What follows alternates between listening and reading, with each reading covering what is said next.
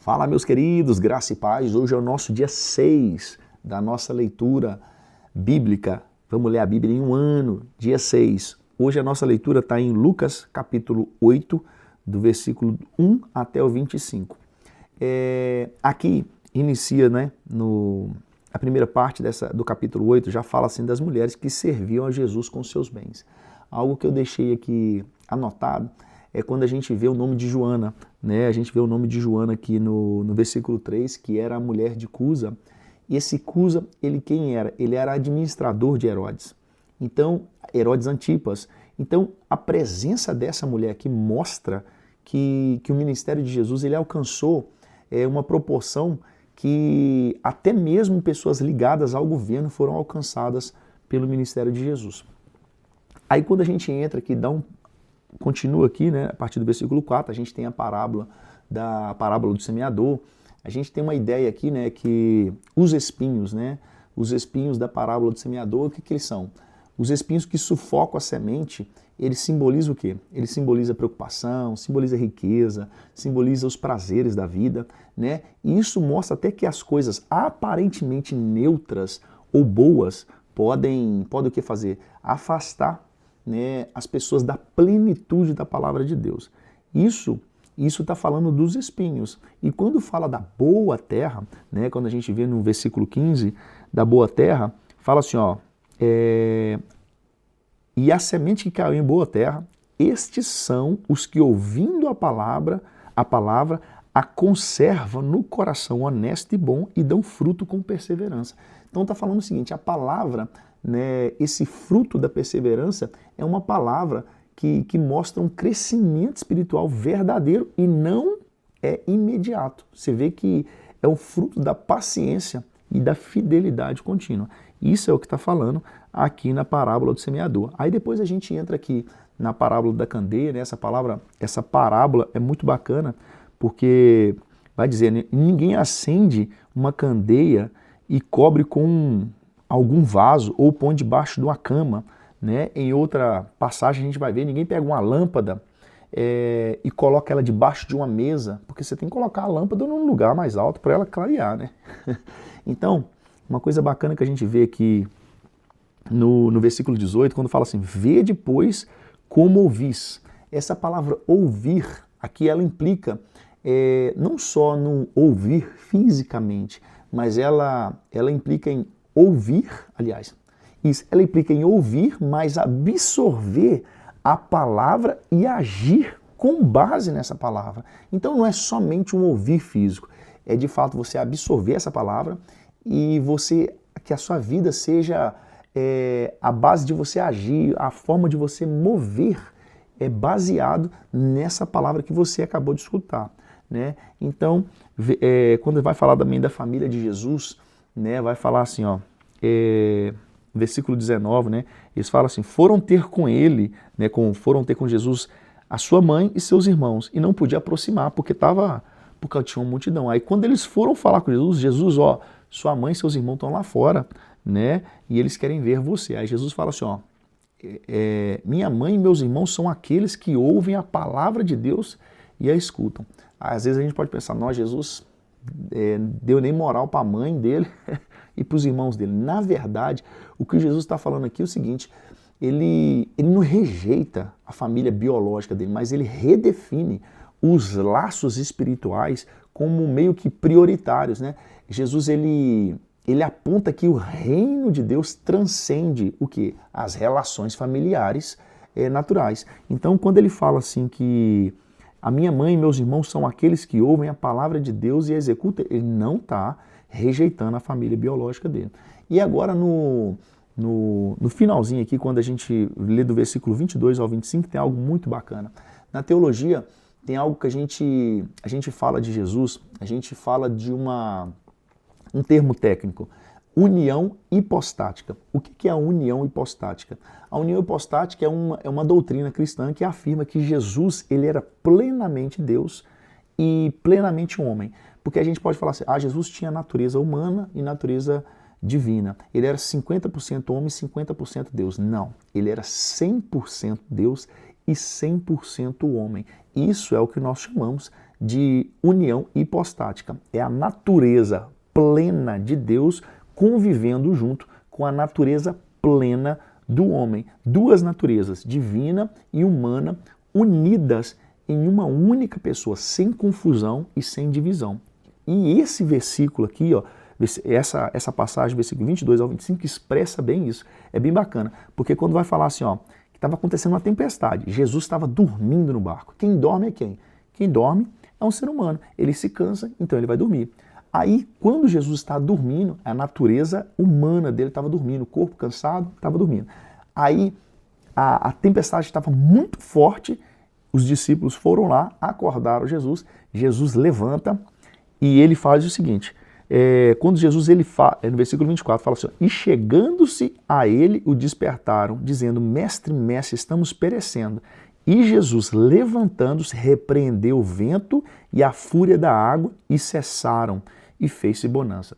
Aí os discípulos olharam e falaram assim, eles ficaram maravilhados, né? E falaram assim, quem é esse que até os ventos e a água manda e eles lhes obedecem? Ou seja, a natureza humana de Jesus estava dormindo. Aí quando Jesus levanta a natureza divina e fala assim, acalma vento, cessa mar e o vento se acalmam. Esse aqui é o comentário de Lucas, capítulo número 8. Agora vamos para Gênesis. Em Gênesis capítulo 12 é bem bacana também, né? Porque fala Deus chama Abraão e lhe faz promessas. O que Deus fez as promessas que Deus fez logo que ele chama Abraão? Né? Deus chama Abraão para sair da sua terra, do meio da tua parentela, para ir para uma terra que Deus iria mostrar. E Deus promete tornar ele uma grande nação, Deus promete abençoar, engrandecer o nome dele, Deus promete abençoar aqueles que abençoassem Abrão, não era Abraão, era Abrão ainda, e amaldiçoar aqueles que iam amaldiçoar Abrão. E Deus disse que através dele todas as famílias da terra seriam abençoadas. E algo bacana que a gente vê aqui, que no versículo 3, talvez é o primeiro anúncio explícito do Evangelho no Antigo Testamento. O que seria isso? É o primeiro anúncio que indica que Deus gostaria de salvar, e através da promessa que ele fez com Abraão. Porque no versículo 3 fala assim, ó, abençoarei os que te abençoarem, amaldiçoarei aqueles que te amaldiçoarem, e em ti serão benditas todas as famílias da terra. Quando Deus está falando isso, ele está falando de um anúncio do Evangelho, ou seja, em ti serão abençoadas essas famílias, elas serão salvas através da aliança que eu estou fazendo com você. Então isso a gente poderia dizer que é o primeiro anúncio explícito do Evangelho de Jesus, já no Antigo Testamento. Aí o relato vai continuar dizendo que eles foram para o Egito, porque estava tendo uma fome naquela terra. Abrão vai para o Egito para peregrinar ali, porque a fome era grande. Né? Só que quando Abrão estava indo para o Egito, ele fala assim, ele fala com Sarai assim, Sarai, quando você chegar lá no Egito, o pessoal vai ver que você é bonita demais e eles vão me matar para ficar com você. Então na hora que a gente chegar lá no Egito, você vai falar que é minha irmã. Porque se eu sou o cunhado, né, se você é minha irmã, eles vão me tratar bem por causa de você. Então aí Sarai, ela concorda com isso, Abrão fala essa mentira, só que é uma mentira, querido, que é o seguinte, quando Abrão, de fato, ele era meio irmão de Sarai. E a gente vai ver isso, mas só que lá mais para frente, em Gênesis capítulo 20, 12, porque eles eram filhos do mesmo pai, porém a mãe era diferente. Então eles eram meio irmãos de verdade. Só que Abrão aí, ele estava usando o jeitinho brasileiro. Ele queria enganar o faraó, entendeu? Porque se ele tivesse dado essa explicação, ele não ia ter mentido. Mas como ele tentou dar um jeitinho brasileiro, vamos assim dizer, ele estava usando de esperteza para enganar. Mas de fato ele era meio irmão de Sarai. É uma curiosidade isso aí. E outra curiosidade com relação a Sarai, ela era bonita mesmo.